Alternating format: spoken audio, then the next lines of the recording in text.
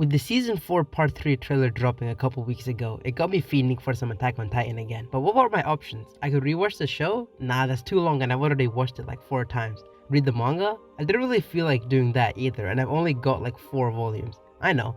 I'll rewatch the OVAs because they recently came out in dubbed, so I kinda have a reason to rewatch them. And why not milk it for some content? Let's get started. Also, quick side note that I forgot to mention the first time I recorded the script. All the OVAs are canon just to avoid any confusion. Starting off strong, we have OVA number 1, Ilse's Notebook. This episode is about the notebook of a former scout regiment member, Ilse Longnar, which is found by Hanji and the gang on an expedition. It then goes into a flashback of the events written in the notebook. After getting stranded in Titan territory with no ODM gear and no horse, she documents the last day of her life in a notebook, which, mind you, she hand wrote while running all day and still has to be readable. Anyway, the main selling point wow factor of this episode is that Ilse encounters a Titan that can speak, who mistakes her for Ymir. The thing is, you're supposed to watch this OVA in between Season 1 and 2, but the first time I watched it, it was way after I watched Season 3, so the full effect of the episode was lost on me. If you don't know what I'm talking about, Ymir's name isn't mentioned until Season 2, and is supposed to be a plot twist for those that watched the OVA in the order you were supposed to watch it. There's even a small hint in the anime about this whole interaction, being Hanji and Levi's reaction to hearing the name Ymir in episode 28. The part I like the most about this OVA is that the enjoyment came out of something different, rather than have you reacting like it has you reacting like, because it isn't really an action heavy episode, but more for the story and world building. That being said, the animation, it being an OVA made by which studio, still looks amazing. A tier. OVA 2 is just a slice of life kind of meme episode. The premise of this episode is that during a training exercise in Trost, Pixis does a little amount of trolling and calls a cooking competition between John and Sasha. It's actually kind of funny. My favorite part is when Armin freaks out after John asks him to steal some food and he breaks his legs. Wanna go to jail? I can't do this! I'm sorry, but I'm not thief material! Wait a sec! Where are you going?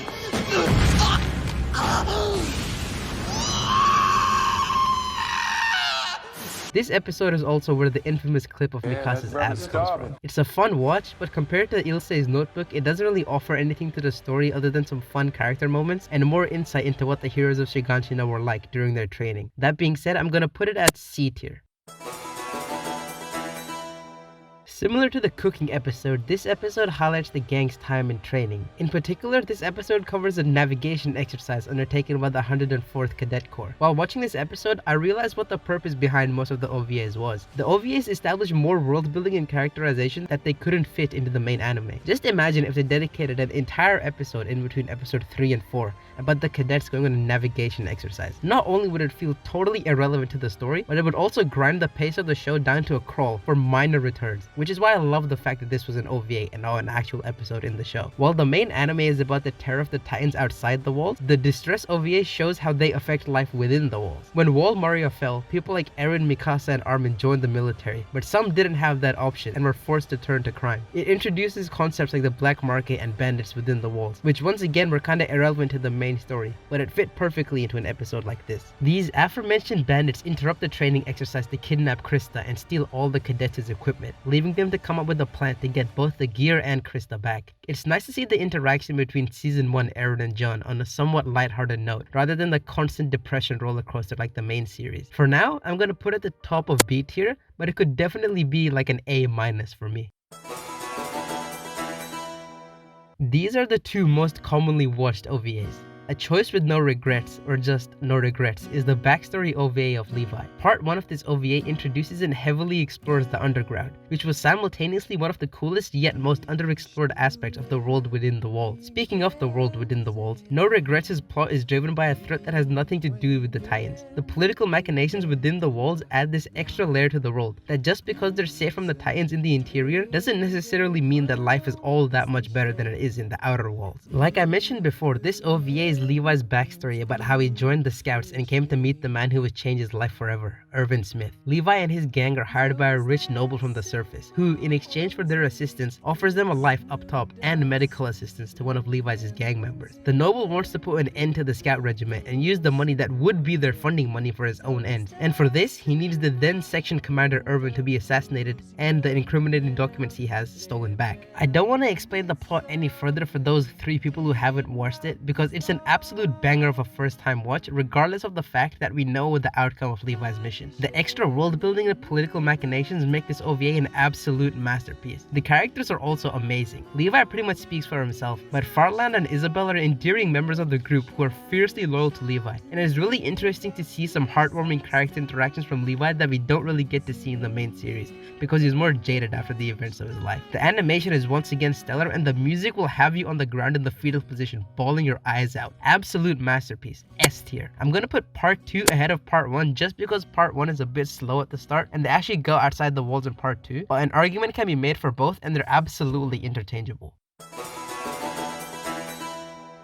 Goodbye Wall Sina takes place the day before the 57th expedition beyond the walls from Annie's point of view. I sound like a broken record at this point, but this OVA expands the world within the walls even more than the world outside. Goodbye Wall Sina sees Annie undertake a mission handed down to her from Hitch in exchange for Hitch covering for her tomorrow. Said mission is a missing persons case that's been put off due to the interior police's negligence. What ensues is a full-on detective story of Annie going through Stowe's district trying to piece together what happened to this girl and trying to find her. Another cool part about this pair of OVAs is how it shows a range of different settings compared to the other OVAs. It goes from the MP's headquarters to a rich merchant's estate to the back streets of a rich city and then the offshoots of the industrial district, which, by the way, is the only time the industrial district is mentioned in the entire anime. Moreover, It also offers some great characterization for Annie, as she gets 2 whole episodes from her point of view. We get to see how she reflects on and copes with her choices in Trust and her mission as a warrior. It's also interesting to see how they keep the secret of a basement,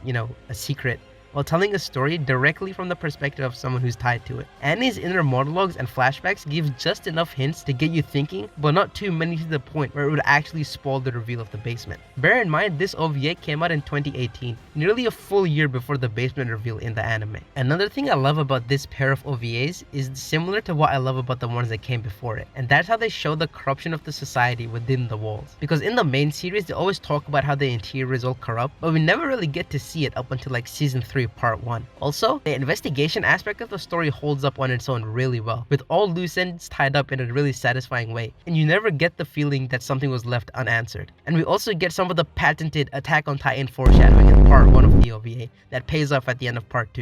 Due to the investigative and slow burn type of story that's being told in this pair of OVAs, there isn't really much action, but that's not really the point. Sure, we get to see Annie kick some ass here and there, but that's pretty much it. The art is still beautiful though, with amazing set pieces that really flex the beauty of the world within the walls. Solid OVA, A tier, both of them.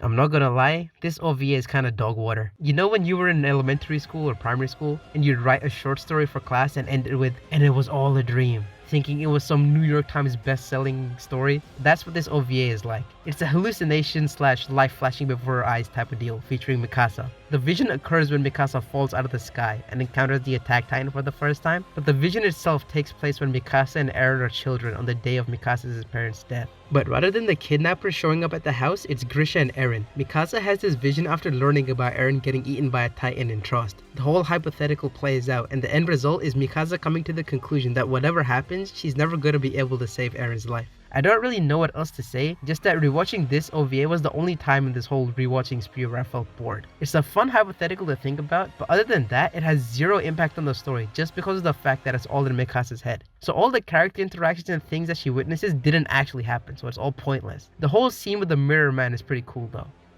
D tier. And that's it.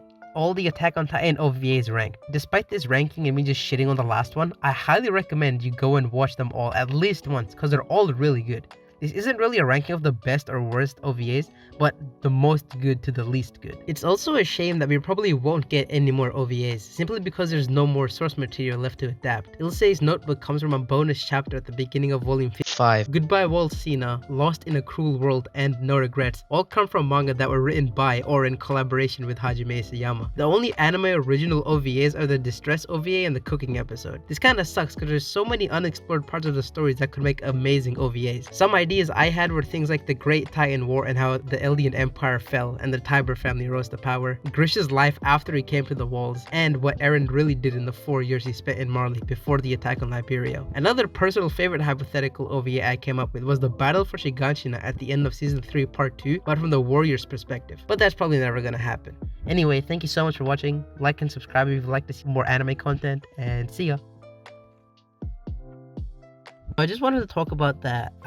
Sorry for like the big break in between my last upload and this one. So basically what happened was I started planning for this really ambitious kind of stupid project that I was going to do throughout November and post it at the start of December. But I kind of ended up just not doing that. And then that paired with the fact that I kind of ran out of ideas. So I just kind of didn't upload. I put it on the back burner for a while. But I got this idea when the trailer came out for season 3, and that kind of rejuvenated my like creative fire to make YouTube videos. So I came back, wrote the script and everything. So I'm gonna try to stay consistent from now on, 1 video a week, give or take. I don't want to stay focused on just Attack on Titan just so I don't like funnel myself.